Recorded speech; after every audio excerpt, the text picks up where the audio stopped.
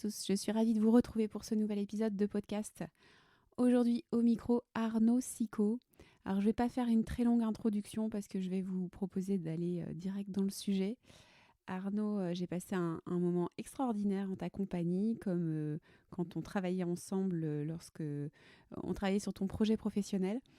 Vous allez voir, Arnaud a un super parcours, il a 30 ans mais on dirait qu'il a 100 ans. Il a une force de caractère, une sensibilité, une ouverture aux autres qui est vraiment poignante. Il ne nous laisse pas indifférents. Il a fait beaucoup de métiers différents. Encore aujourd'hui, il est sur tous les fronts pour faire vivre son projet d'être acteur. Il est en dernière année des cours Florent. Il a repris ça donc à la fin de la vingtaine. Il finance ça en travaillant le soir dans un hôtel et en faisant des chantiers parfois la journée. Mais aujourd'hui, il a trouvé sa place.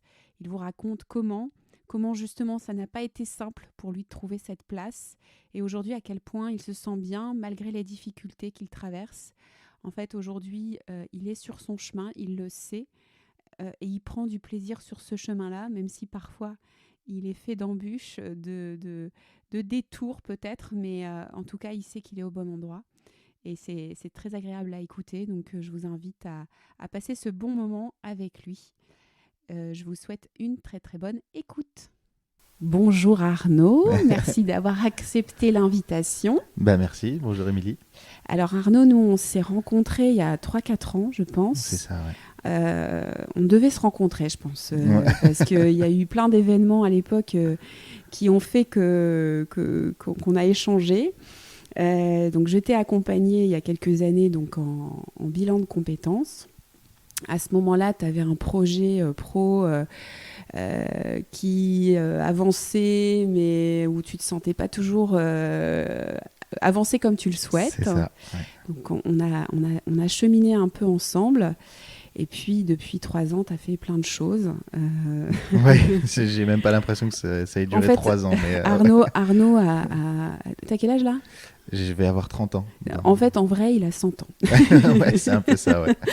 Il a fait tellement de choses que je pense que rien que d'évoquer ça, ça va être inspirant pour les personnes qui vont écouter. Donc, pour démarrer, Arnaud, ce que je te propose, c'est de te présenter de la manière dont tu le souhaites. Ok. Alors, je vais en profiter parce que je l'assume depuis peu de temps, mais donc je m'appelle Arnaud et je suis comédien.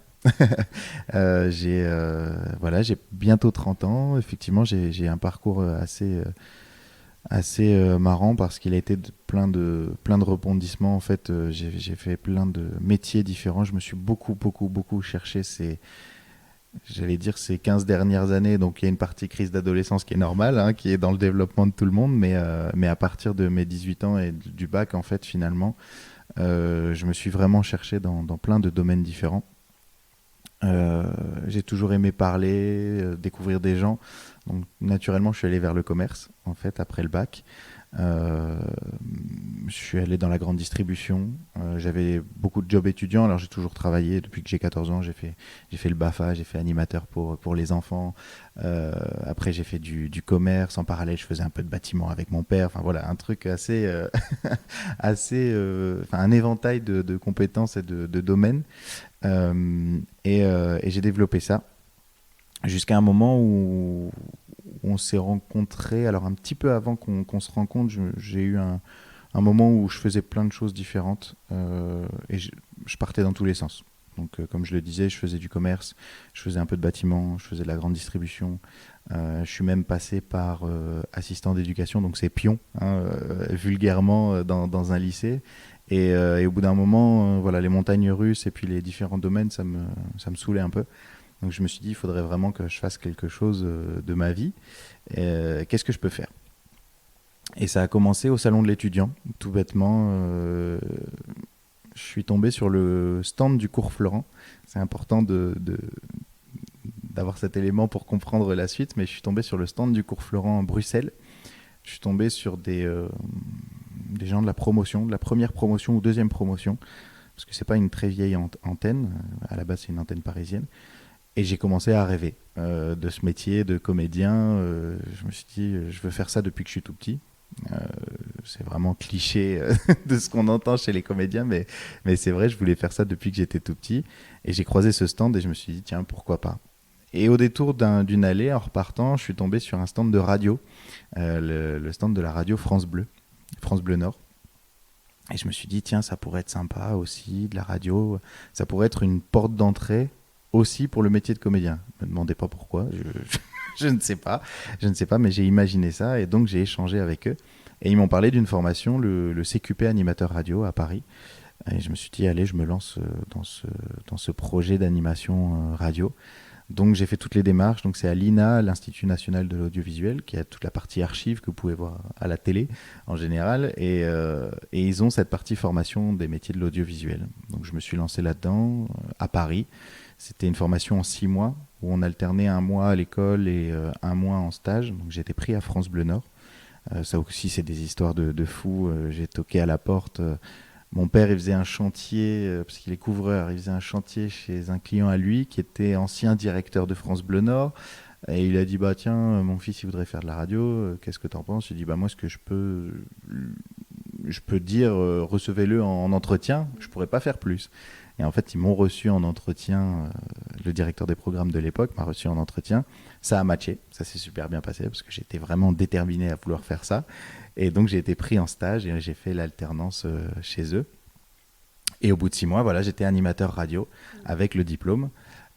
Et j'ai commencé à faire ce qu'on appelle des remplacements. En fait, on est CDD à France Bleu, sur le réseau France Bleu. Il y a 44 stations dans toute la France, parce que c'est une radio régionale. Et donc, on a son petit statut de CDD animateur radio et on va faire des remplacements un peu dans toute la France. Donc, j'étais à Aix-en-Provence, j'étais à Chambéry. J'ai fait une grosse partie à France Bleu Nord parce que je m'entendais très bien avec l'équipe et le stage s'était très, très bien passé. Et voilà, et là, j'ai eu la chance de faire toutes les émissions, de la matinale jusqu'aux soirées foot, en passant par les émissions d'accompagnement l'après-midi, alternant musique, jeux. Enfin, c'était vraiment une expérience incroyable de 2-3 ans. J'ai passé des moments vraiment, vraiment géniaux là-bas. Et à un moment, ça me grattait. Je voulais créer mon propre projet professionnel. Je voulais changer un petit peu de branche. Et c'est là où on s'est rencontrés. Si je peux me permettre, à ce moment-là, il me semble que tu voyais potentiellement autour de toi des personnes qui faisaient ce métier, mais plus avec la passion que toi, tu souhaites avoir dans ton activité professionnelle. Et tu voulais être aux commandes quelque part. Et c'est là, effectivement, qu'on s'est rencontrés parce que tu souhaitais définir un projet autour de ça, sachant qu'on partait, a priori, de la radio. Mais tu avais déjà une idée assez claire, aussi qui vient de toi, puisque, bon, tu vas l'expliquer, mais ce que tu voulais, c'était aider aussi des personnes qui pouvaient avoir vécu les mêmes problématiques de trouver sa place professionnelle que toi. Vas-y, explique-nous, c'était quoi le projet? En fait, effectivement, à France Bleu, moi j'étais dans un délire où forcément je sortais de l'école, j'étais tout feu tout flamme, j'avais envie de tout révolutionner comme un jeune, je vais pas avoir peur de le dire, comme un jeune petit con aussi. C'est-à-dire que j'avais cette fougue et dans une radio bien en place et je pensais que j'allais tout révolutionner, etc. Et en fait, je me mettais un peu le doigt dans l'œil parce que ce sont des institutions déjà mises en place et puis je confondais l'énergie et l'envie de réussir et de faire plein de choses et le fait d'aller contrecarrer un peu les plans qui étaient déjà en place. Et au final, je pense que j'ai manqué de patience à cette époque-là, mais que j'aurais pu m'éclater d'une autre manière. Mais c'est quelque chose d'autre m'attendait, effectivement. Du coup, je me suis mis en tête de créer ma propre structure, ma propre radio. Je peux le dire aussi, je suis dans un entourage, j'ai 3 amis sur qui je compte énormément et qui comptent sur moi. Enfin, on est vraiment on a des rapports très fraternels et en fait, ils ont tous ouvert leur boîte en même temps aussi. Et je me suis dit, l'aspect entrepreneur me plaît vraiment et avec une mission que je m'étais donnée, c'est-à-dire pouvoir donner aux gens l'inspiration, en toute humilité évidemment, mais pouvoir donner cet élan d'envie de se dépasser, d'aller vers différents projets, de se réaliser soi-même. Et je me suis dit, en format radio, ça serait super de faire des émissions, de faire des podcasts comme on le fait là, de pouvoir apporter des réponses concrètes à des personnes avec ce qu'on appelle des experts. Alors maintenant, c'est moins bien vu avec tout ce qui se passe, mais des experts qui pourraient donner des réponses claires et nettes au développement personnel et à la création d'entreprises et au développement d'un projet. Et donc, cette petite idée de radio est née, en fait, de web radio est née, et c'est à ce moment-là, effectivement, qu'on s'est rencontrés. Ouais, c'était un super projet. C'était génial. Moi, ouais. je me souviens que quand tu m'en parlais, ça me donnait très envie. Ouais. D'ailleurs, ça n'existe toujours pas. Ben, Enfin, je crois ça pas. a existé pendant 1 an et demi, en fait. Pour me donner confiance aussi, je suis parti travailler dans une web radio parisienne, une structure qui avait monté plusieurs web radios de niche dans l'immobilier, dans le bâtiment, dans le coworking, donc vraiment des sujets très ciblés. Ouais, très ciblés. Et en fait, au bout de quelques temps, je me suis rendu compte que ces domaines-là ne m'intéressaient pas et ça m'a donné l'élan pour créer cette radio de réalisation professionnelle. Donc le projet a vu le jour parce que j'ai fait une cagnotte, j'ai récolté des fonds pour pouvoir ouvrir la société, je suis passé devant des jurys, des structures, devant la banque aussi, j'avais fait tout un business plan, j'avais fait vraiment un projet carré, j'avais un local, j'avais le matériel, j'avais le logo, enfin j'avais le site internet, j'avais tout fait tout seul pratiquement. Je m'étais entouré des bonnes personnes aussi qui m'aidaient pour les choses que je ne maîtrisais pas, mais j'ai fait beaucoup tout seul. Et en fait, je suis arrivé le 6 février, je pense, le jour du confinement. En fait, j'ai ouvert la structure 4 jours avant le confinement, un truc comme ça. Donc tout fier de mes équipements, des trucs, des travaux. Je me souviens que ma copine, elle est venue m'aider pour faire les travaux dans le local. On avait fait un super local, c'était trop beau, on avait fait les travaux nous-mêmes. Enfin bref, vraiment le do it yourself, comme on dit. C'était chouette ce que tu avais fait. Ouais, c'était super, c'était un super studio. Et en fait, ouverture et 4 jours après, confinement. Donc un coup de massue quand même. Mais je me suis tout de suite mis au travail et j'ai créé une émission pendant le confinement. Je faisais 2 heures d'interview par jour de personnes inspirantes, un petit peu comme on le fait là. Et c'était super. Et jusqu'au moment où il y a eu la reprise. Et en fait, l'entrepreneuriat, le fait de se faire confiance, c'était super compliqué. Qu'est-ce qui t'a... Aujourd'hui, est-ce que tu arrives à identifier ce qui t'empêchait d'avancer est-ce que tu y vois plus clair là-dessus ? Ouais, j'y vois beaucoup plus clair. En fait, à la base, déjà, il y avait un problème, c'est-à-dire que j'ai vu beaucoup trop gros pour démarrer. C'est-à-dire que j'ai mis mon attention et mon énergie sur des choses qui n'étaient pas essentielles. C'est-à-dire que j'aurais pu démarrer avec un enregistreur et 2 micros, comme on le fait là, pour ne rien cacher à ceux qui nous écoutent, mais avec un enregistreur 2 micros. Et aller faire plein de podcasts et faire des choses moins, peut-être moins recherchées, moins poussées, mais là, je suis allé chercher beaucoup d'argent, beaucoup de financement. Beaucoup de très bon matériel. Je voulais démarrer tout de suite, très fort, très vite, mais j'étais tout seul en fait. Et j'ai fait une indigestion parce que j'ai mis mon énergie et tout l'argent et le développement de cette société dans tout ce qu'il y avait autour plutôt que l'essentiel qui était de faire de la radio et des interviews. Faire ce que t'aimais en fait. Exactement, faire ce que j'aimais. Et du coup, je me suis retrouvé très vite avec un projet trop lourd à porter parce que. Et du coup, du coup, c'était compliqué, tu savais pas par quel bout le prendre. Bah, c'est ça. Et c'est l'origine souvent de la procrastination. Je me permets juste une aparté parce que il y a un épisode justement qui parle de la procrastination et c'est rigolo parce que je me permets de partager mon expérience parce que tu vois, quand on avait échangé nous, moi c'était le genre de projet que j'avais envie moi aussi de mener, d'interviewer d'anciens clients, qui partagent leur expérience. Et comme toi, mais un peu moins quand même. J'avais pas l'objectif de changer de profession, j'avais pas l'objectif de devenir animatrice d'un podcast à temps complet. Mais comme toi, j'imaginais quelque chose de très gros, très grand. Je voulais même que ce soit filmé, etc. D'ailleurs, les premiers épisodes, ils sont comme ça. Ouais. Et Lucien m'a accompagné, Lucien qui est mon frère et qui est vidéaste. Mais du coup, c'était des gros budgets, etc. Et en fait, comme j'imaginais quelque chose de grand, j'imaginais même que ça allait bouleverser ma vie, tu vois. Enfin, il y avait un truc. Du coup, ton cerveau, il vise tellement haut qu'en fait, ça fait super peur et tu sais pas par quel bout le prendre et c'est jamais assez bien, en fait. Et au final, t'avances pas. Et le jour où j'ai compris ça, bah, effectivement, je suis allée à la Fnac, j'ai acheté l'enregistreur, j'ai acheté 2 micros et je me suis dit, bah, on va voir, quoi. Et en fait, au final, je me suis rendu compte aussi que pour interviewer dans la façon dont je voulais le faire, ça convenait beaucoup mieux finalement aussi à mes clients que d'aller faire venir un plateau, en plus qui n'a pas de sens par rapport à ce que je voulais faire au fond finalement. Donc démarrer réellement, et je me souviens qu'on en parlait de ça. Ben oui. Je t'embêtais avec dès ça. Le départ, tu te souviens dès le départ, mais bon, vu que je n'écoute rien ni personne, et que quand on me dit qu'une porte est fermée, je vais aller taper la tête dedans pour être sûr. Je suis allé là-dedans à fond, mais c'est vrai qu'on en a parlé dès le départ.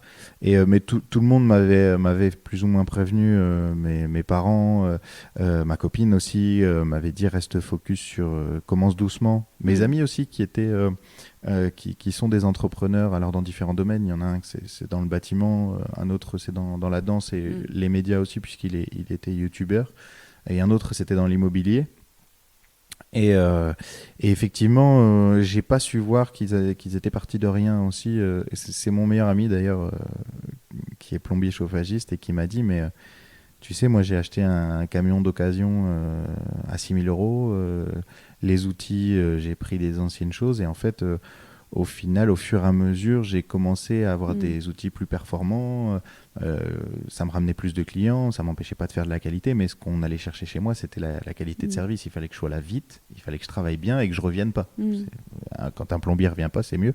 Ça veut dire qu'il a bien fait son travail. Et en fait, cette discussion avec lui et l'addition de plein de choses, et effectivement cette procrastination qui fait que je me suis enfoncé un peu dans un truc où j'avais plus envie, plus la force de le réaliser. Ce que tu aimais faire, tu le faisais pas. C'est ça.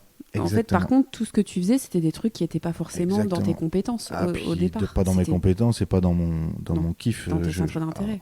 Je m'en foutais. Je m'en foutais. Et en fait, je me rends compte que j'ai attendu beaucoup de créer une équipe parce que je me rends compte avec le recul que, et ça je le revois aujourd'hui, mais on en parlera après, mais que j'aime être entouré de personnes qui connaissent leur travail et j'aime leur faire confiance en fait. Et je pars du principe que quelqu'un doit être assez polyvalent. J'aime bien savoir comment tout fonctionne, mais par contre... J'aime bien déléguer. Ah ouais, c'est vraiment pas un problème pour moi. Par contre, je fais confiance à 200% et bon, parfois je suis un peu déçu ou j'ai un peu trop d'attentes surtout. Mais par contre, ouais. Et en fait, à cette époque-là, j'ai trop misé sur le fait que à ma porte, il y aurait quelqu'un qui gère la communication, quelqu'un qui gère les clients. Quelqu'un qui gère les devis et les papiers parce que je suis complètement zéro en gestion de papier, etc. Et puis moi, j'étais là pour les idées, les créations d'émissions, vraiment la partie créativité et puis la partie animation, etc. Mais tout le reste, je voulais plus m'en occuper. Mais ça, en début de création d'entreprise, c'est pas possible. Et c'est ce dont je me suis rendu compte au fur et à mesure. Donc plus j'avançais là-dedans et moins j'étais en accord avec ça et ça n'a pas fonctionné en fait, tout simplement. Je me suis essoufflé beaucoup. Et on va pas se mentir, mais au-delà de ça, il y avait ce projet d'être comédien qui a toujours été en moi aussi. Et en fait, alors hors interview, on en discutait, mais après analyse et beaucoup de réflexion autour de ça, parce que je culpabilisais aussi d'avoir... J'ai demandé de l'argent pour créer ce projet. Quand je réécoute des choses, quand je me rappelle de comment je parlais de ce projet, c'était vraiment le but de ma vie. J'étais dans ce truc-là, j'étais porté. Je pensais que ça allait être ça ma vie, toute ma vie, etc. Donc je me disais comment j'ai pu aller autant là-dedans, dans la sincérité, parce que j'ai jamais menti aux gens, etc. Pour un projet qui finalement fait un peu pchit parce que parce que finalement, c'est pas ma voie. Et en fait, il y a eu toujours cette voix intérieure qui fait, bon, je fais ça et après, je fais comédien. Et à chaque projet professionnel, j'ai travaillé dans la grande distrie, j'ai travaillé dans le bâtiment, dans plein de choses, je l'ai dit tout à l'heure. Et à chaque fois que je commençais quelque chose, c'est bon, je fais ça et après je fais comédien. Un jour, je le ferai. Et, euh, et en fait, quand je reviens sur le média que j'avais créé, qui aidait toutes les personnes à réaliser leurs rêves, finalement, je me demande si je me suis pas un peu aidé moi. Si, et Quelque chose que tu avais envie de... Enfin, c'était presque ton autothérapie, quoi. c'est un peu ça. C'est un peu ça. Et ça fait mal de le dire comme ça, entre guillemets, parce qu'il y a eu tellement de choses engagées que je paye encore aujourd'hui, parce que ça aussi, c'est la réalité de quand on choisit un projet professionnel et qu'on va pas au bout, qu'on va pas au bout de la bonne manière, ben, on paye derrière. C'est pas pour faire peur, mais c'est la réalité des choses. Et en fait, ouais, quand je regarde ça, je me dis, je suis arrivé à un moment où j'avais des discours, j'ai aidé beaucoup enfin, je voulais aider beaucoup de personnes, j'avais beaucoup d'interviews, je motivais les gens, etc. Et puis, je me suis dit, mais tu peux plus être crédible si toi, t'es pas en accord avec toi, quoi. Si tu peux pas être en face d'une personne et lui dire, mais il faut assumer, il faut faire ses rêves, il faut... Et si toi, tu réalises pas le tien, qui est d'être comédien, tout simplement. Et donc, voilà. Et après, ce projet, ouais, s'est mis à mourir un petit peu tout doucement. Et puis comment tu as fait pour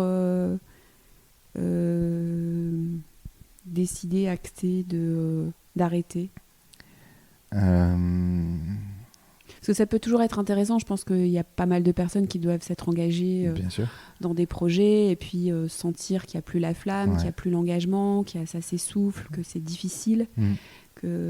Mais voilà, quand on a engagé beaucoup de choses, notre crédibilité, de l'argent, ses proches, voilà, c'est dur, quoi, de dire, bah non, en fait, je me suis trompée, ou c'est pas ce que je veux faire. Enfin, voilà. Alors, de la même façon que à chaque fois que je changeais de boulot, j'ai pas eu peur de sauter le pas, mais effectivement, le rapport aux autres était compliqué, surtout que j'avais eu l'impression de mentir pendant des mois, forcément, à tout le monde. Et mentir aux autres, je me mentais un peu à moi-même aussi. C'était compliqué à gérer ça. Et en fait, j'ai mis un pavé dans la mare, c'est-à-dire que j'ai trouvé un stage sur l'île de comédie. En fait, un tout petit stage de 3 ou 4 jours, je pense. Un truc qui coûtait 150 €. Je me suis dit, je vais voir, et puis j'ai envie de faire ça. Alors, je l'ai masqué un peu à tout le monde, sauf à ma copine ma future femme d'ailleurs, je vais dire, parce que je l'ai demandé en mariage, elle a dit oui, donc c'est ma future femme. Mais et j'en ai parlé juste à elle, mais comme ça, t'inquiète, je vais faire ça. Et en fait, ça m'a rappelé les petites conditions dans lesquelles on devrait tous démarrer un projet. C'était une toute petite compagnie, c'était 2 personnes qui étaient passionnées de cinéma, qui nous ont fait quelques trucs. Avec le recul, je vois que c'était vraiment un tout petit truc pour démarrer. Et en fait, j'ai passé 3 jours incroyables, où je me suis dit, c'est là ma place, quoi. C'est pourquoi j'ai pas fait ça plus tôt. Et donc, après ça, j'ai enchaîné sur un stage du cours Florent Bruxelles. Je me suis payé ça. Et je me suis dit, on verra bien. C'est une semaine au cours Florent Bruxelles. Le cours Florent, ça a toujours résonné en moi et dans la plupart de la tête des gens. C'est une très très belle école. On verra bien. C'était en août, il y a 3 ans.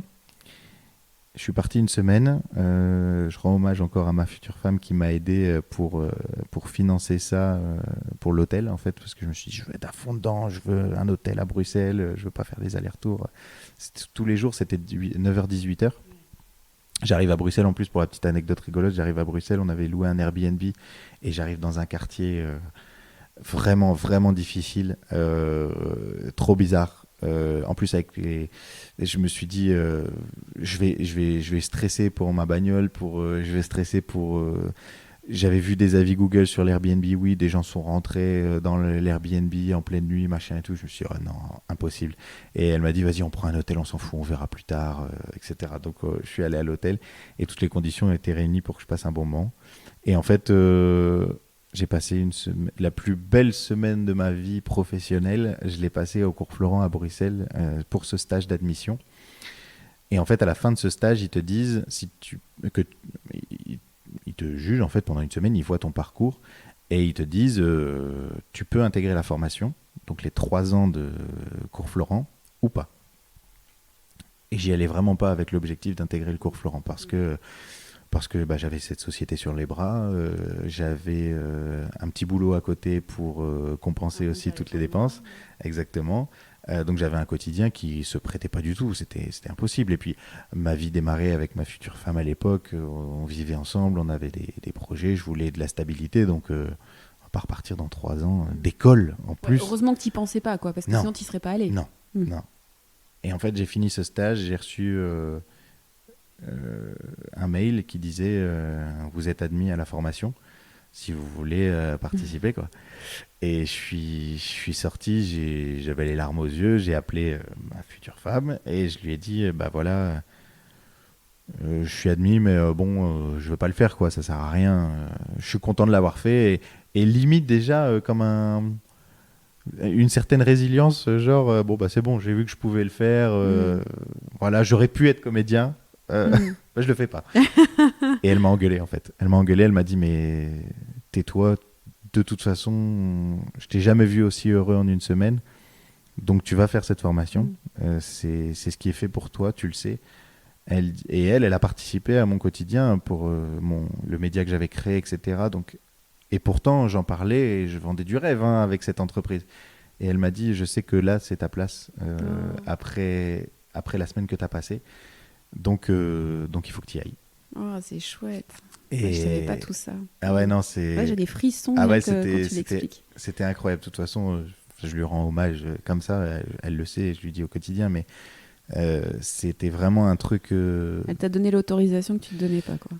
Bah ouais, au-delà de l'autorisation, elle m'a donné le courage, enfin le fait de dire t'es à ta place, en fait. Et j'en ai tellement rêvé de faire ce métier que depuis que je suis petit. Alors ça, par contre, c'est une analyse que je ne sais pas, je n'ai pas encore faite. C'est pourquoi je ne l'ai pas fait avant.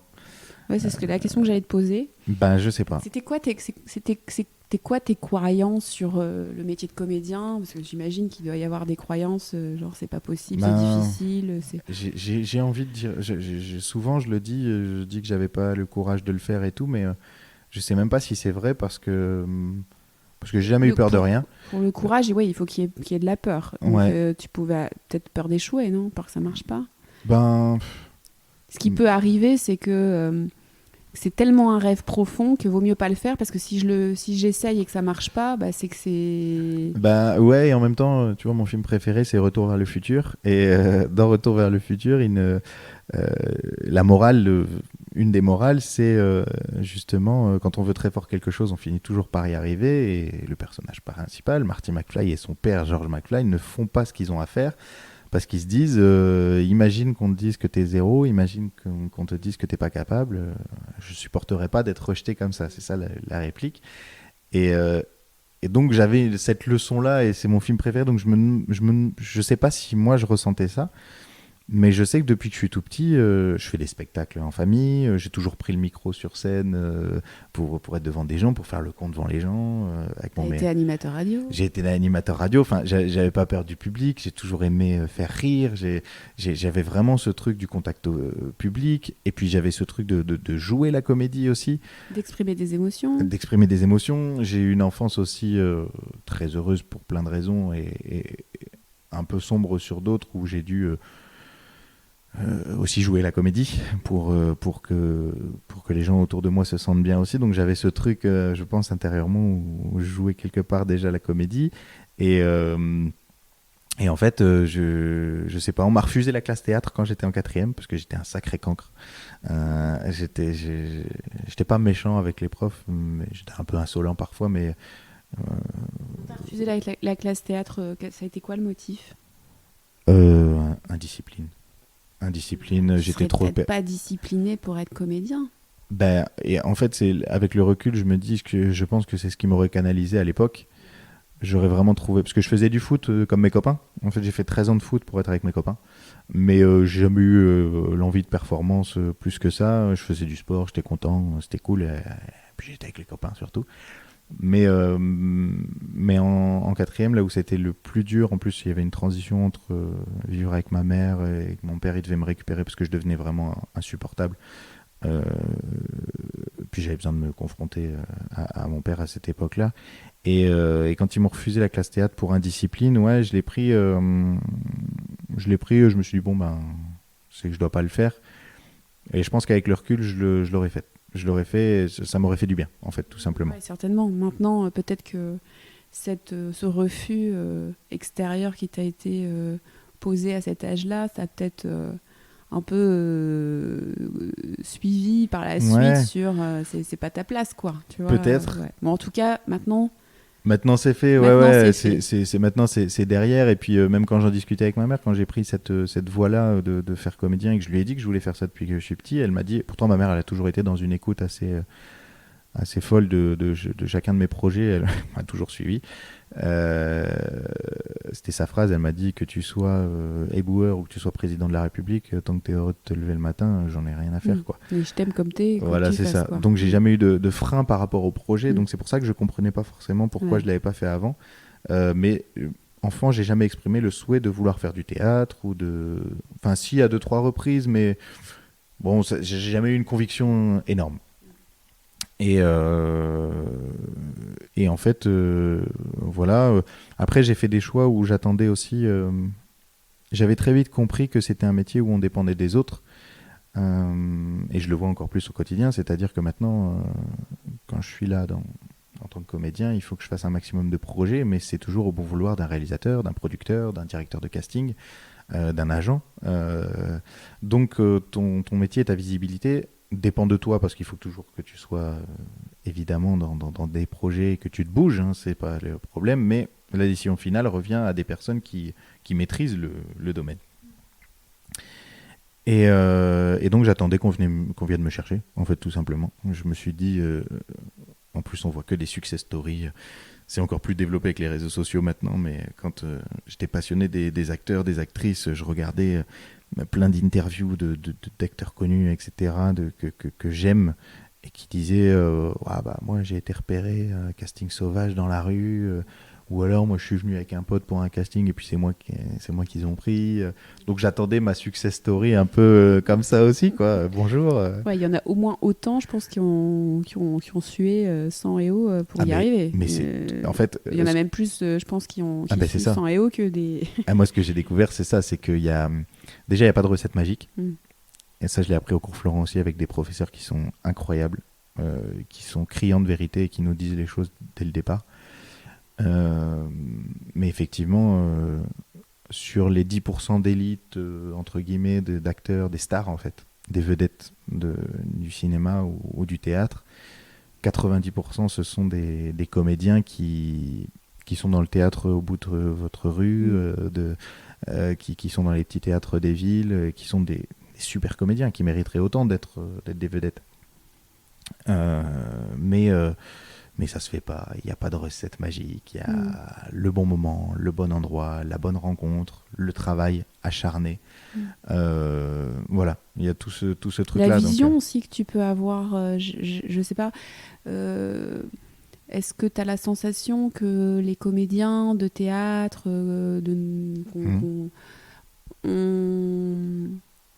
ont l'ambition d'être des acteurs connus Enfin, tu vois ce que je veux dire? Est-ce qu'ils y croient?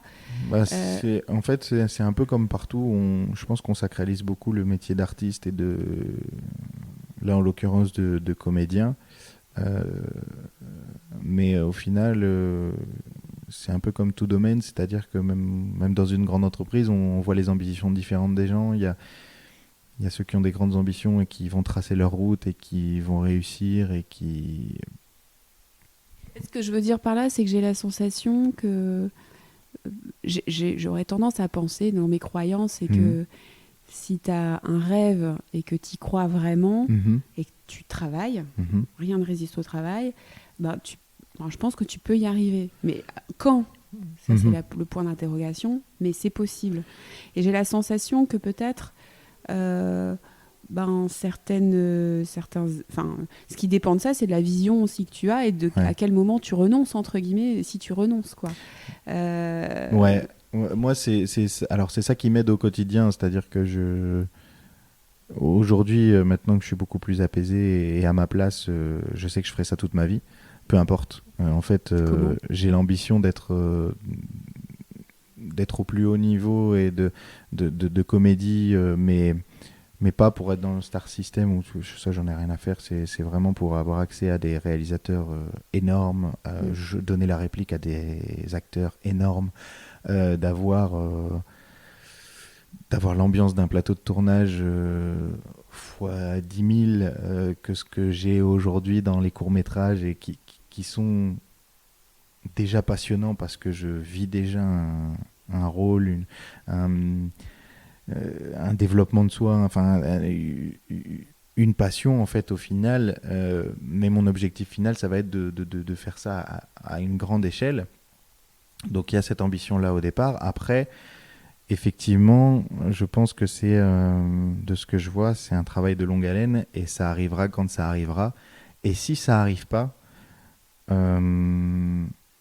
je serai pas Tu seras à ta place. dépressif. Ouais, Ouais. dans tous les cas, De je toute suis à ma façon, tu place. fais ce que t'aimes. Exactement. Donc, Exactement. ouais. Et c'est pour ça que je me mets plus de pression. Et il y a quelque chose qui m'a aidé, enfin quelqu'un plutôt, c'est François Berléand. Mhm. Parce qu'à côté, je fais des animations d'avant-première. Vous Mhm. pourrez peut-être me retrouver si vous allez au cinéma, au Kinépolis ou à l'UGC Villeneuve d'Ascq. Je fais des animations, donc les rencontres publiques entre les acteurs, réalisateurs et le public. Ils viennent projeter leurs films et après, soit il y a des débats, soit il y a des présentations.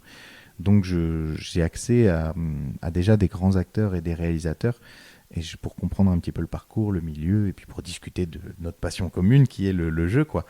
Et en fait, j'ai discuté avec François Berléand qui m'a dit, tu sais, moi quand j'ai commencé les cours de théâtre, ma prof de théâtre, elle m'a dit, toi tu réussiras, mais à 40 ans. Et je crois qu'il avait démarré, si je me souviens bien, 20 ans plus tôt, quoi. Donc se prendre ça dans la gueule quand on est au début de sa 20 ans, c'est carrière vrai que...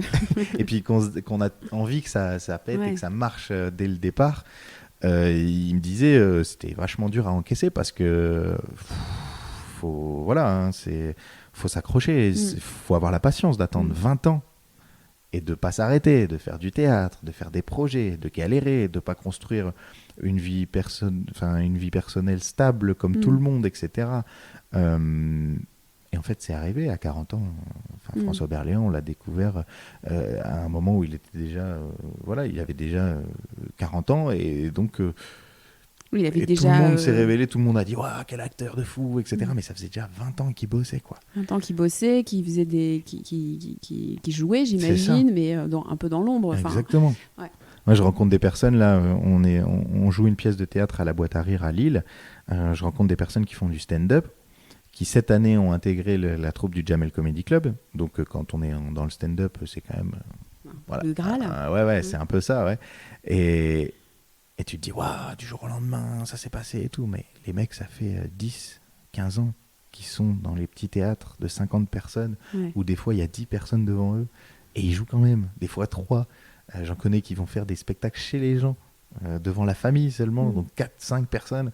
Et ils ont faim. Mais en même temps, c'est tellement bon signe. Tu vois, si ça fait 10, 15 ans que malgré le fait qu'il n'y ait pas ce succès auquel tu peux rêver quand tu t'imagines être acteur, et que tu restes et que tu continues, c'est que tu es à ta place, quoi. C'est clair. Clairement. Et je pense que là, parce que moi je suis pas du tout, j'ai pas du tout réussi pour l'instant. Hein. Je suis même encore au cours Florent. Hein. Il me reste, là je finis je sais pas quand le podcast sortira, mais en juin 2023, ma formation sera terminée. Mais c'est là que tout commence finalement, et ça sera un éternel recommencement parce que c'est pas un métier sûr, c'est pas un métier stable, il y a plein de choses qui feront que, et puis je devrais une carrière, ça se construit vraiment sur le long terme et en faisant presque des choix au quotidien, ne pas tout accepter, ne pas... Après, il n'y a pas de recette magique, hein, comme je le disais. Il y a des gens qui vont me dire non, ça, faut pas faire parce que tu vas te planter. Et puis, je rencontre un autre acteur qui m'a dit moi, j'ai fait ça. Donc, exactement le contraire de ce qu'on m'a préconisé. Et ça a fonctionné. Donc, je pense que, de ce que je vois. Son instinct, son intuition le plus possible. Ouais, de ce que je vois, c'est si ça doit fonctionner, ça fonctionnera. Du travail au quotidien. Être professionnel au maximum. Être toujours à l'heure, connaître son texte, c'est des trucs de base, mais c'est vraiment ça. Un facteur chance, rencontrer le plus de personnes possible, parce que c'est pas une honte de dire que c'est un métier de contact. Et puis si on extrapole à n'importe quel métier, c'est pareil, hein, c'est plus facile quand... Enfin, moi je suis rentré à France Bleu parce que mon père connaissait quelqu'un, je suis rentré en tant que surveillant dans un lycée parce que c'était mon ancien lycée, donc je connaissais le personnel encadrant, donc... c'est dire qu'il est pistonné machin, en vrai c'est partout pareil, et c'est juste rencontrer des gens qui te font confiance, à qui tu montres puis c'est une compétence en tant que telle d'inspirer confiance, d'être en mesure aussi d'aller vers les autres, d'oser demander, enfin tu vois, ça mobilise des compétences. C'est pas parce que quand on parle de pistonner, en réalité je le vois au quotidien avec mes clients, ils peuvent avoir potentiellement un super réseau, mais en réalité, ils ne le développent pas, ils ne l'utilisent pas. Et ça, c'est une vraie compétence. Ouais. Et c'est quelque chose qui est difficile à utiliser aussi. Tu vois, là, quand je faisais les avant-premières, au départ, j'ai eu la chance de rencontrer des acteurs incroyables. Hein. J'ai eu Christian Clavier, je peux discuter avec lui, Valérie Lemercier... Et j'avais Lambert Wilson il y a 2 semaines qui a été incroyable avec moi, juste en fait de discuter de notre passion commune, de la comédie, etc., où on se rend compte que je suis tellement à 10 000 km de son niveau, et en même temps on s'est tellement retrouvé sur un sujet commun qui est le jeu, qui est travailler les personnages, les textes. En plus c'est un homme de théâtre lui, donc il a vraiment cette patte-là, c'était passionnant. Et au départ maintenant je peux en discuter simplement et avec toute la passion et l'envie que j'ai de faire ce métier. Et au tout début, pendant le début de la formation et tout, j'étais tellement, encore une fois, comme quand j'ai ouvert la société, dans le bon, alors il faut faire ci pour y arriver, il faut faire ça, en fait le temps de prendre confiance. Et je me suis retrouvé face à Isabelle Nanty qui est une femme incroyable, au-delà de l'actrice, c'est une femme incroyable. Et j'ai dit, Isabelle, est-ce que vous avez des conseils pour un jeune comédien qui est... Et elle m'a touché l'épaule et elle m'a dit, je peux rien te dire à part bonne chance et accroche-toi et ça paiera un jour. Et en fait, sur le coup, je me suis dit, putain merde, j'ai pas eu de conseil. Et en fait, c'est le plus beau conseil qu'on m'ait donné dans ce métier aussi. C'est juste, il n'y a pas de recette magique, juste fais ta passion, accroche-toi. Et avance. Réfléchis à comment chaque jour tu peux kiffer, en fait, quelque part. C'est un peu ça. Ça doit être ça notre préoccupation. C'est qu'est-ce que je peux faire là pour kiffer, pour me stimuler dans ce que j'aime faire. C'est ça. Et agir, quoi. Agir. Et tout simplement se lever chaque jour et faire quelque chose que t'aimes pour ce projet. Et en fait, ce credo-là m'amène à des rencontres incroyables, m'amène à vivre des choses vraiment, vraiment super. Et l'instinct, la loi de l'attraction, c'est des choses que je commence à voir aussi. Alors j'ai toujours eu une bonne étoile, en vrai de vrai. À chaque fois que j'ai commencé quelque chose, tout s'est aligné pour que je le fasse et que ça fonctionne. Je suis très chanceux pour ça. Et là, c'est pareil, en fait. Je suis dans une pièce de théâtre à Lille, dans la boîte à rire, donc où on jouait la plupart du temps la boîte à rire. On a joué dans d'autres théâtres également. C'est des théâtres de 50 personnes, puis à un moment on a fait 200 personnes. J'avais l'impression de faire un zénith. C'était incroyable. Des connaissances passées, dont un vidéaste que tu connais bien, qui est ton frère, faisait des vidéos plutôt de mariage, plutôt artistiques, et puis là il se met à la réalisation de films. Il m'appelle, il me dit j'ai une idée, j'ai tel personnage, je veux qu'il fasse ça, etc. Et je veux que ça soit toi.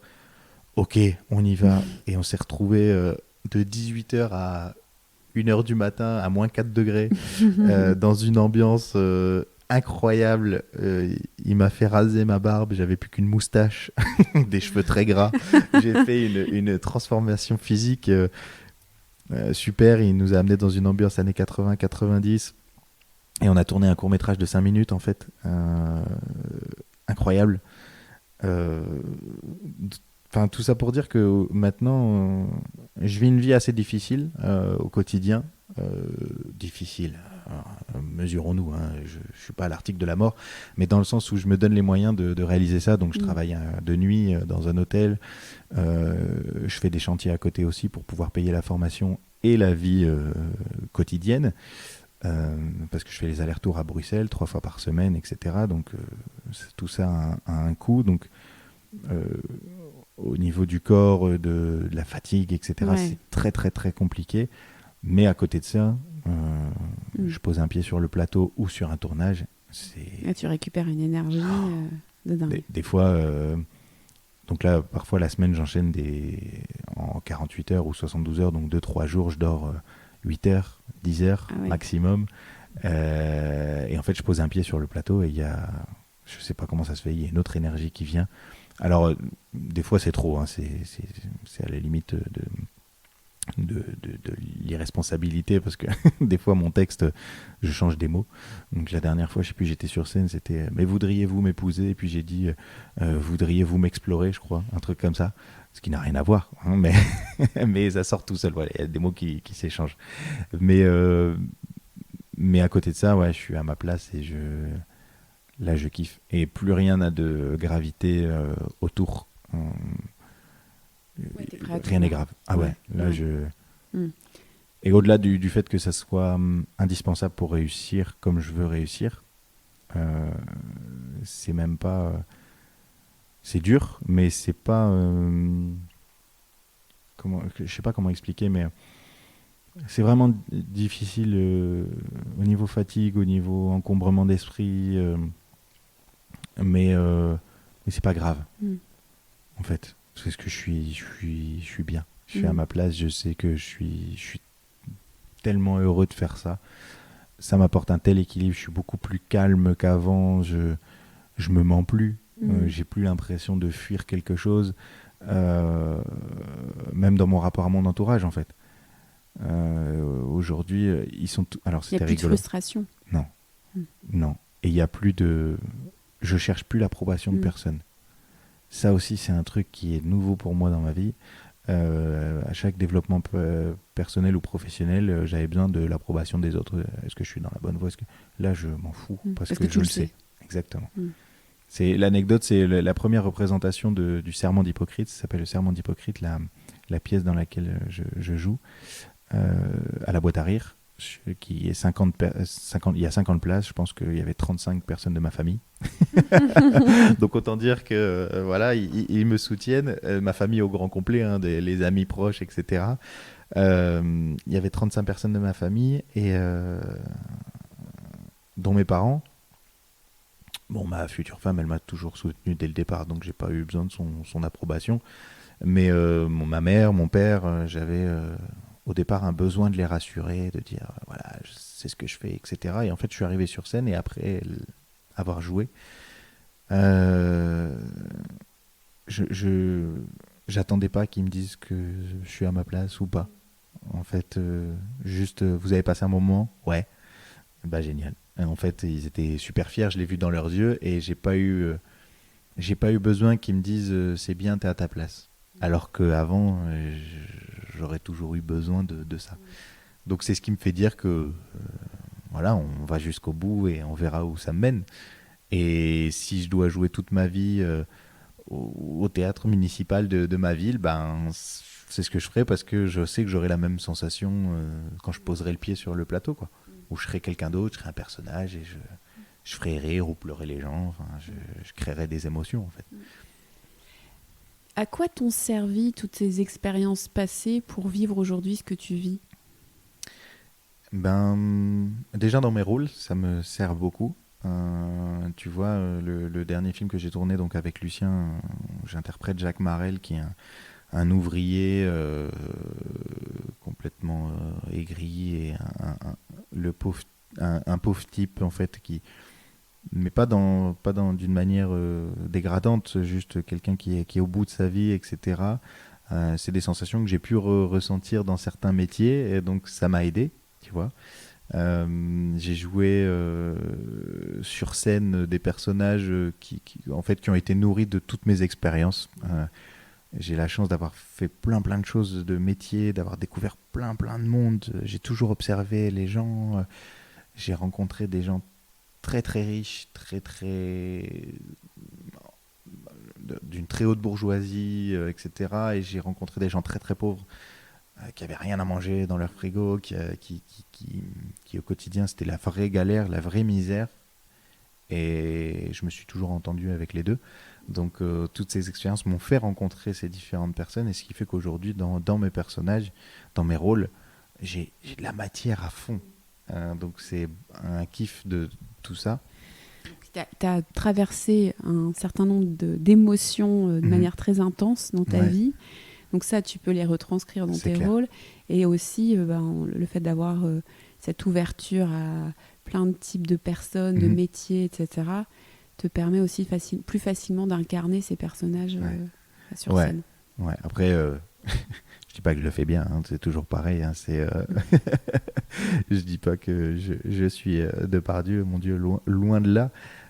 Mais en tout cas, moi, dans ce que je ressens, ça m'aide énormément d'avoir un panel de gens qui m'entourent, de tous milieux sociaux, de tout niveau culturel, intellectuel, entre guillemets. J'ai des potes qui n'ont aucune culture générale, mais qui ont une intelligence de vie, un instinct incroyable. J'en ai d'autres qui ne savent pas gérer leur vie, mais par contre, ils peuvent Des encyclopédies sur pattes. C'est des encyclopédies sur pattes, tu vois. Donc tout ça, ça me... Voilà, c'est vraiment une chance au quotidien pour injecter beaucoup de choses dans ces rôles. Et puis, on va pas se mentir, il y a des jours, quand c'est un peu plus dur que d'autres, je regrette en fait de ne pas avoir fait ça plus tôt. Parce que ça me passionne tellement que je me dis, putain, j'aurais pu profiter 10 ans de plus si j'avais commencé à 18 ans, par exemple. Et en même temps... Du coup, est-ce que, tu vois, il y a une partie de moi qui se dit, si tu n'étais pas passé par toutes ces étapes, est-ce que tu pourrais conscientiser que tu es à ta place à tel point, tu vois ce que je veux dire, et persévérer et continuer, tu vois ce que je veux dire? Ah bah justement, c'est exactement l'analyse que j'en fais, c'est que c'est un peu, tu sais, si tu mangeais du Nutella aujourd'hui, tu te dis, mais putain, j'ai pas découvert ça plus tôt, mais j'ai raté ma vie, j'aurais pu en manger depuis 10 ans, tu vois, et c'est vraiment cette envie de me dire, putain, j'aurais pu faire ça depuis 10 ans, ça aurait été génial et tout, et quand je prends du recul, j'avais pas la maturité pour. Je l'aurais pas fait pour les bonnes raisons, parce qu'il y a une période aussi où je cherchais beaucoup la lumière de ça. J'ai fait, avec la radio, j'ai une période où j'ai suivi des gens connus qui m'amenaient dans des trucs bizarres, où je me suis dit c'est grâce à eux que je vais être connu, etc. Donc je faisais un peu n'importe quoi pour avoir cette lumière. Et donc si j'avais commencé il y a 10 ans, j'aurais été un piètre comédien déjà. J'aurais pas fait les bons choix et pas pour les bonnes choses, et donc ça aurait fait un pétard mouillé. Et j'aurais créé une frustration, et je sais même pas si je serais là pour en parler entre guillemets avec toi, parce que ouais, ce serait pas beau. Enfin non, c'était pas... En fait, tu sais, j'aime bien, je sais pas si tu vois je sais jamais comment ça s'appelle, à chaque fois je galère à l'expliquer. Tu sais, les jeux pour les enfants où tu dois relier des points entre eux là, pour arriver à une forme. J'ai un peu la conviction que parfois il faut qu'on ait fait plein de points avant, tu sais, pour que qu'il se passe quelque chose. Et que au-delà de ta capacité, ces expériences-là te permettent d'être l'acteur que tu es aujourd'hui, mais te permettent aussi de développer la persévérance, de développer le courage. Tu vois, je pense que les success stories, c'est super, mais on sait aussi à quel point ça peut déstabiliser émotionnellement, et ça peut créer des choses vraiment pas terribles. Tu vois, carrément. Aujourd'hui, grâce à tout ce parcours, Tu es super bien entouré. Mm. Je pense que dans les cours Florent, il doit vous expliquer aussi que c'est un élément Ouais. essentiel pour C'est bien clair. gérer ce que peut être la mise en lumière de ce métier. Enfin, tu es probablement aujourd'hui armé beaucoup plus pour être cet acteur que tu veux être C'est et clair. puis pour le rester en fait Mhm. surtout. Bah, c'est ça, et en fait, c'est très facile, parce que là, pour parler vraiment clairement, ma carrière, elle a démarré, mais elle est pas, il n'y a rien pour l'instant. J'ai une pièce de théâtre dans laquelle je joue, je fais des courts-métrages, mais il y a des choses, mais il n'y a rien comparé à ce que j'aimerais que ce soit. Forcément, c'est vraiment un tout début. Donc là, quand on discute, c'est pas une fin en soi. J'estime pas du tout être arrivé, etc. Mais déjà, là maintenant, je peux voir que si t'es pas armé ou si t'attends trop après ça, tu peux très vite vriller, mais parce qu'en plus, tu vois, je fais des courts-métrages pour des étudiants dans des écoles de réalisation, par exemple, où ils apprennent à s'occuper correctement des acteurs pour que les acteurs soient totalement dans leur bulle, dans leur personnage, etc. Donc, si tu veux, je suis déjà arrivé sur un tournage, j'ai dit, bah, salut les gars, ouais, est-ce que je peux me faire un café quelque part? Oh, bouge pas, on va te le faire et tout. Ah non, je vais me faire un café, enfin, je sais mettre une dosette dans un truc, t'inquiète. Et donc on leur apprend ça. Donc dès le départ, tu vois, sur un court métrage où t'es pas payé, où t'es pas machin, déjà on te traite comme un, comme un roi un petit peu. Donc ça peut un petit peu déstabiliser. Ensuite, quand tu fais la pièce de théâtre, par exemple, c'est un théâtre de 50 personnes. J'ai joué dans un théâtre où il y avait 200 personnes. Euh, et les gens viennent te voir à la fin, putain, c'était génial et tout, ces trucs. Et très vite, en fait, si tu fais pas gaffe ou si tu te rappelles pas de ton entourage qui, eux, ont des vies où leurs collègues ou les gens dans la rue ne leur disent pas vous êtes génial, tu vois, des gens normaux. Là, tu as un bon gros shoot de sérotonine quand tu es sur Voilà, c'est scène. ça. Si ça te Et fait c'est pas des doses très redescendre, fortes, quoi. ouais, et Ouais, si c'est ça te ça. fait pas redescendre, tu peux prendre un melon ou un truc, mais à un tout petit niveau, hein. Je pense que ça parlera à certains dans leur entreprise. Parfois, on a un collègue qui a eu une petite promotion ou une ligne en plus sur sa fiche de poste, accompagnée de 30 ou 40 euros bruts, ce qui n'est rien, mais il est revenu dans la société comme si il avait décroché le. Enfin, moi, ça m'est arrivé, c'est pour ça que j'en rigole, mais un collègue comme ça, et il est revenu comme si c'était le patron de la filiale, quoi. Donc, et ben, c'est un peu pareil. Là, Sauf que là, c'est des grosses doses. après, c'est des grosses doses, et puis on reçoit les gens sont vraiment, vraiment géniaux, les spectateurs. Après, il y a forcément des gens où c'est le contraire, c'est-à-dire qui critiquent, etc. Donc, ça peut être aussi destructeur. Mais du coup, effectivement, le fait d'avoir fait ça maintenant et après ce parcours, je suis beaucoup plus serein avec tout ça. Et je me suis construit tout un entourage aussi qui pourra si un jour la dose de sérotonine me monte un peu trop à la tête, me dira. Enfin, j'appelle mon meilleur ami, il me dit ouais, bah, je suis en train de porter une chaudière sur le dos, donc si tu veux. Ouais, mais c'est vrai que quand on voit un peu justement les success stories où ça se fait un peu, t'es parachuté dans le succès du jour au lendemain, bah, on voit que ça peut faire du mal, quoi. Ça peut être compliqué. Donc bon, j'imagine que tu signerais comme volontiers pour une mise en lumière immédiate, oui. C'est sûr, j'imagine. Maintenant, c'est vrai que. Mais après, c'est plus que ce que je vais chercher, comme je te disais tout à l'heure. Demain, je suis très connu, ce sera génial. Mais en fait, c'est pas le fait d'être très connu qui va être génial. C'est que je vais avoir accès à des réalisateurs et des acteurs et actrices que j'ai vus à la télé ou dont je peux témoigner du talent. Enfin, tu vois, ça va être un kiff total de pouvoir avoir accès à des scénarios de malades, des pièces de théâtre où je pourrais jouer dans des théâtres. Tu vois, humblement, là, on est à Lille. Je rêve d'aller sur les planches du Sébastopol. Parce que quand je vais au théâtre Sébastopol, c'est un théâtre pour moi qui est magnifique. Il est à l'ancienne. Je rêve de fouler ces planches en tant que comédien. Voilà, j'en rêve vraiment. Mais avant ça, je rêve de jouer toutes les semaines à la Comédie de Lille devant 50 personnes, à la Boîte à Rire, pardon, puis à la Comédie de Lille devant 200, et puis d'augmenter au fur et à mesure. La salle de 200 personnes, c'était à Berck. Et je te dis, j'avais l'impression de jouer. C'était un zénith pour moi. La scène était immense, la salle était immense. C'était un ancien cinéma, donc la disposition des sièges, c'était vraiment. Enfin, tout ça. Et je veux garder cet œil d'enfant et de waouh, à chaque fois que je vis quelque chose. Tu vois, sur le tournage de Lucien, là, Jacques Marel, j'en parle beaucoup parce que ça vient de sortir et j'adore ce film qu'on a fait. J'étais comme un gamin. Pourtant, en termes de disposition, il y avait déjà du bon matériel, c'était déjà beaucoup plus professionnel que ce qu'on peut faire à l'iPhone nous-mêmes. Mais comparé à d'autres tournages qui sont plus gros, il n'y avait rien, entre guillemets. Tu vois, il y a toujours cette proportion de il y a encore plus haut, il y a encore plus haut, il y a encore plus. Et en fait, j'ai pris un kiff de malade. Parce que même moi, qui étais acteur, j'étais aussi spectateur du truc en disant putain, c'est ce décor-là. Ah ouais, ok, donc je vais arriver comme ça, je vais faire ça. Là, je vais devoir fumer une cigarette, la poser là, ok. C'était génial. Donc, ouais, c'est juste l'ambition finalement, c'est pas d'être connu, c'est de pouvoir vivre tous les jours de ce métier déjà. Ouais. De pouvoir arrêter de travailler dans un hôtel la nuit, de pouvoir arrêter d'aller sur le chantier. Et que mon quotidien, ça soit me préparer pour un rôle, faire des répétitions pour le théâtre ou pour le film que je vais faire. Voilà.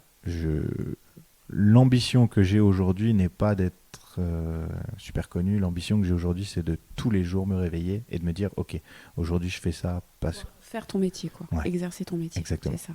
Et finalement, comment, voilà...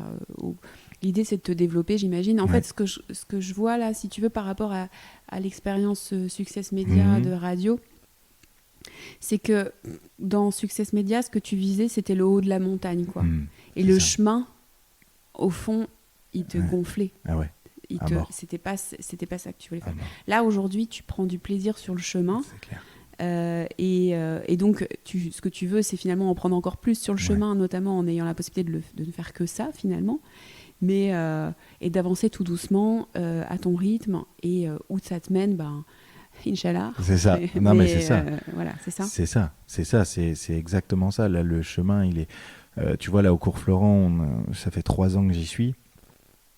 Tous mes profs sont pratiquement tous des metteurs en scène encore actifs, entre guillemets. Donc, il y a un vivier de projets qui se crée avec nous ou sans nous, mais qu'on peut aller voir, qu'on peut côtoyer. En plus, on a une ambiance très familiale, donc je peux voir ça au quotidien. On a accès à... J'ai fait de l'improvisation théâtrale. Je voyais ça. Tu sais, moi, j'ai toujours l'image de Jamel Debbouze qui a commencé par là et je savais pas du tout ce que c'était. J'ai rencontré Pierre de Brouwer qui était le prof de théâtre de la Star Academy là, cette année. Il a été pris pour faire le prof de théâtre et c'est un mec complètement fou, mais passionnant, qui m'a fait découvrir l'improvisation. J'ai adoré ça. Là, on a fait un festival d'improvisation. On s'est plutôt bien démerdé avec mon équipe.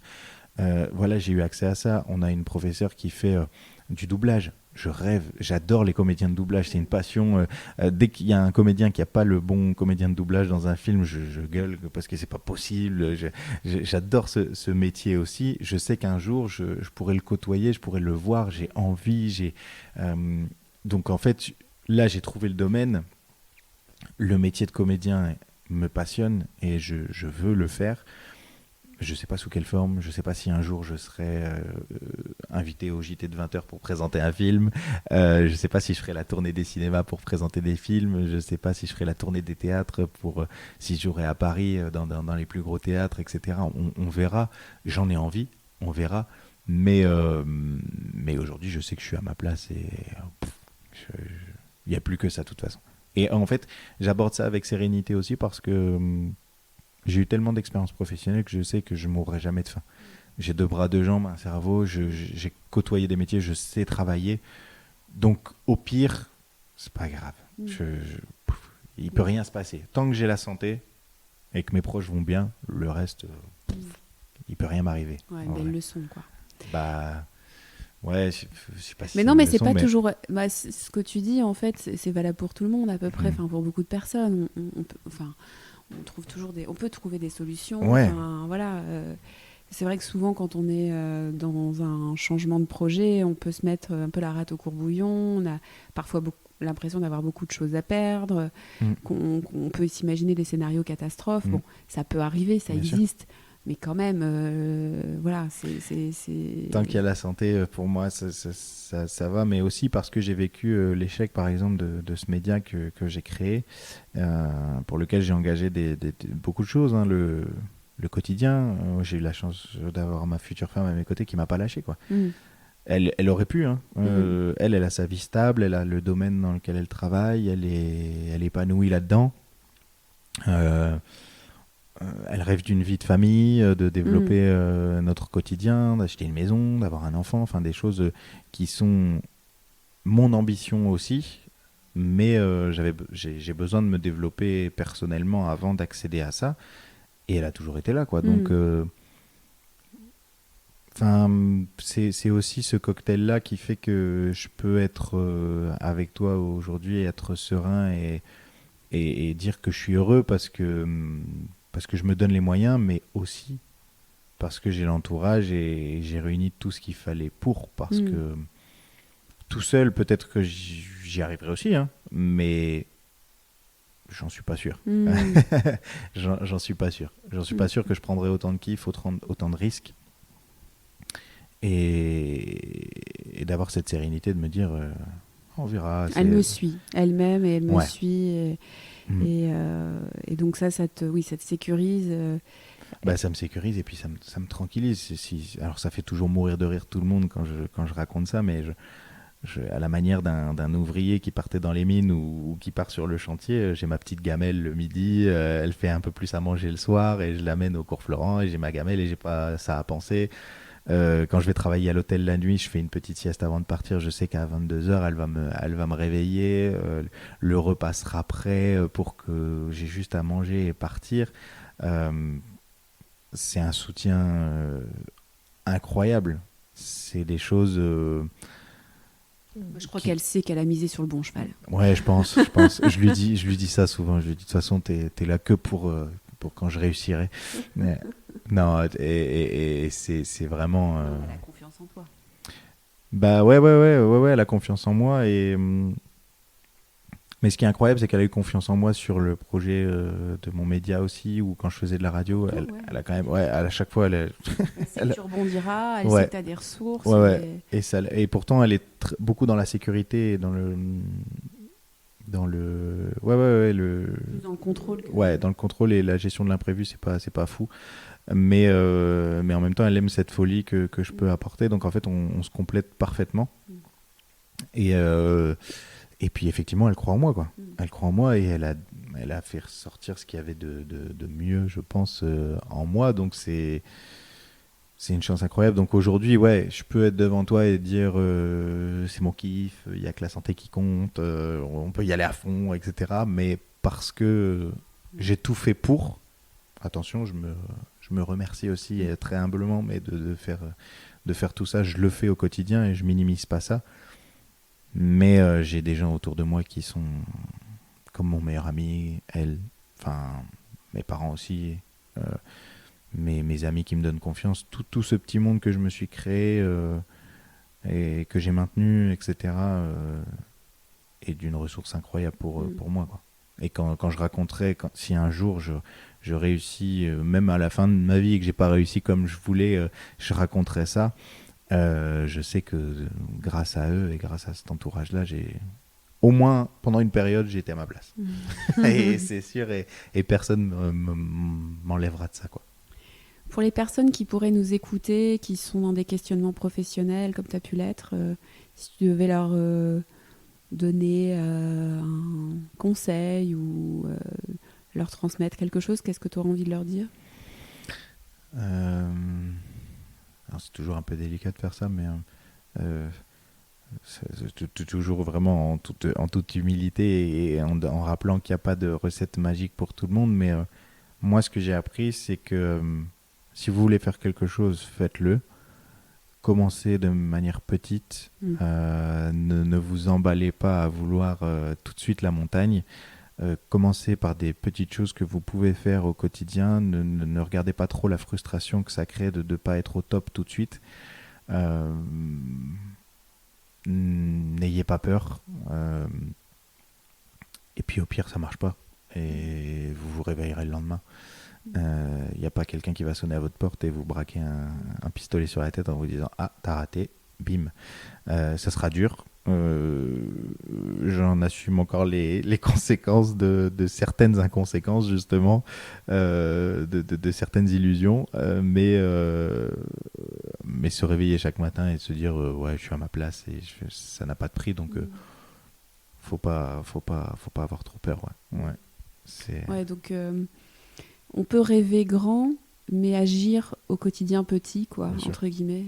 Qu'est-ce que je peux faire là maintenant qui me rapproche de mon but, mais qui est accessible. Et, c'est ça. Voilà. Et l'exemple, moi, c'était dans les médias, la radio. J'avais j'avais tout fait pour avoir un budget de 15 000 € pour démarrer ma société de radio. J'avais 8 000 € de matériel, un truc comme ça. Et au final, j'en ai pas fait ce que je voulais faire. Et ce que je voulais faire, ça marchait très bien. La toute première interview que j'ai fait, c'était avec un client à toi en plus. C'était avec un enregistreur et deux micros. Et je crois que c'est une des plus belles interviews que j'ai, sans dénigrer les autres. Attention, c'est pas ça. C'est une des plus belles parce que le témoignage la personne était magnifique. Manu, si tu nous écoutes. Ouais, grosse dédicace parce que c'était vraiment un changement professionnel fou. Et j'avais un micro et un enregistreur. Et on était dans une tribune d'un club de rugby dans le froid. Et c'était un moment incroyable. Donc, et je regrette pas parce que c'était de toute façon pas ma place. Mais ça m'a aidé pour maintenant, aujourd'hui, le métier que j'ai choisi de faire. Et que toutes les petites choses que je peux faire, je les fais aujourd'hui sans créer la frustration de « Ah, mais je suis pas connu. Ouais, mais regarde, je côtoie des acteurs. Il y en a pas un qui me dit « Bah tiens, toi, t'es Arnaud et tu vas jouer dans mon prochain film. » Enfin, les réalisateurs plutôt que les acteurs, mais les producteurs, etc. Ils me disent pas « Je comprends pas. » Ils me disent pas « Tu es Arnaud, mais c'est toi qu'on attendait. » etc. Donc ça, cette frustration-là, elle est complètement partie parce que je suis fier de dire que je joue dans cette pièce de théâtre, dans ce petit théâtre. Je suis fier de dire que je fais des courts-métrages avec des réalisateurs pas connus encore, que je fais des films avec des étudiants et que je joue en fait. Je joue, j'apprends des textes, je me plonge dans des personnages, je joue. Et jouer au quotidien, pour moi, c'est un kiff. C'est ça que je veux faire toute ma vie, quoi.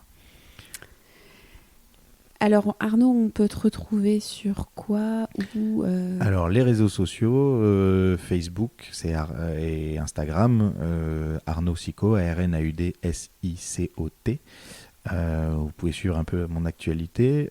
Après, je suis complètement zéro en réseaux sociaux. D'ailleurs, c'est un objectif de cette année de partager des choses pour montrer que je travaille, faire des stories, faire des belles publications, etc. J'ai beaucoup de mal. Mais l'actualité, elle se passe là-dessus. De toute façon, dès que je fais un projet ou quelque chose, je le partage. Après, vous pouvez me retrouver à l'UGC Villeneuve d'Ascq ou au Kinépolis dans les avant-premières. Le film Jacques Marais, je le mettrai du coup dans c'est les sur liens YouTube. pour que il faut aller voir ce film. Vous alliez le regarder. Il faut aller voir ce court-métrage. Vous verrez la réalisation aussi de mon petit frère, dont je suis très fière. Qui est un excellent réalisateur, qui a un professionnalisme incroyable, très minutieux et qui, lui, est un bel exemple aussi de réussite. De reconversion aussi. De reconversion et de prise de confiance en soi, ce qui fait qu'on s'entend très bien aujourd'hui et qu'on peut faire des projets comme ça. Il y a d'autres projets qui arrivent. Lucien, si tu entends ce podcast, je t'invite à continuer à me prendre comme acteur. Mais non, vraiment, allez voir ce film et puis faites-vous confiance tout simplement. J'ai l'impression d'être un vieux de dire ça, mais à l'aube de mes 30 ans, j'en ai rien à faire de l'âge, mais à l'aube de mes 30 ans, franchement, je me dis... on n'a pas tout dit. Il est temps. On n'a pas parlé de toutes tes expériences. Là, on sait maintenant que tu fais des chantiers, que tu travailles dans les hôtels, que tu fais... Mais il est temps, faites tout ce que vous pouvez. En vrai, on sait. En fait, c'est tellement bateau de dire ça. C'est tellement. On le retrouve sur les réseaux sociaux, les TikTok, les Instagram. C'est de la merde parce que ça nous culpabilise tout le temps de dire je me lève à 6h et je réalise mes rêves et tout. Je déteste ça, mais en même temps, quand on y C'est est, pas faux. c'est pas faux. Quand on y est, quand on a vraiment sa place, quel kiff de vivre, quoi. Et dans notre période, encore plus, je trouve qu'il est vraiment temps de se dire quel kiff de vivre. Voilà. Merci Arnaud. Merci Émilie, merci à tous. J'espère que cet épisode vous a plu autant que j'ai pris du plaisir à l'enregistrer. Je suis sûre qu'aujourd'hui vous avez envie d'en savoir plus sur Arnaud, en savoir plus sur ce fameux court-métrage et sur les pièces sur lesquelles il joue. Alors allez vous renseigner, allez le voir, parlez de lui, transférez l'épisode de podcast aux personnes qui pourraient être inspirées par son témoignage. Et puis, je vous remercie de liker, de commenter, de vous abonner à la page C'est en vous. Et si vous avez aussi des personnes inspirantes dans votre entourage à me proposer, moi je suis très ouverte, j'ai envie de rencontrer de nouvelles personnes, de faire parler ces personnes inspirantes, donc des personnes qui se sont lancées dans l'entrepreneuriat, qui se sont reconverties ou qui ont une histoire de vie inspirante à partager. Eh bien, n'hésitez pas à me transférer leurs contacts pour que je puisse les interviewer. Avec C'est en vous, révélez-vous!